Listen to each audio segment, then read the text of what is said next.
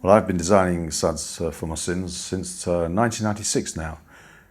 Both commercial sites, housing sites, school sites, and recently rain gardens in London. So a wide range of SADs. But also I've been training and contributed to guidance. So I've got a pretty wide understanding of SADs in practice and in theory. So that's what I bring to the table. The implementation of the Flood and Water Management Act, one of the main implementations of that, is the requirement for county councils and unitary authorities to set up a SADs approving body. Now that body is going to be responsible both for evaluation and possibly for adoption of SADs features if they meet certain criteria. Now it is a new thing for most people. It's certainly a new thing for most people working in local authority.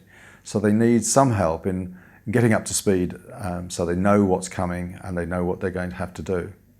So we bring both the planning aspect of this and the practical aspect of this to the table. Well, it goes through all the implications of the Flood and Water Management Act, particularly as it affects the local authority and the building up of the SABs, the SADs approving body.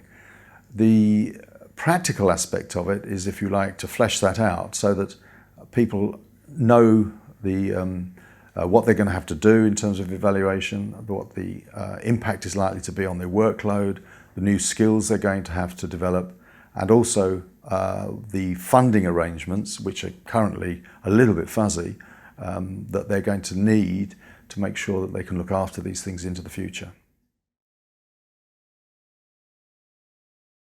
Well, local authorities have got a lot on their plate at the moment. This is almost a completely new world they're having to become familiar with.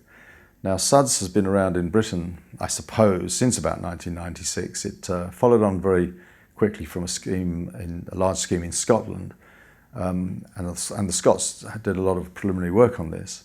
But SADs has taken off in a very limited sort of way, and it's been limited by not having the law behind it, if you like.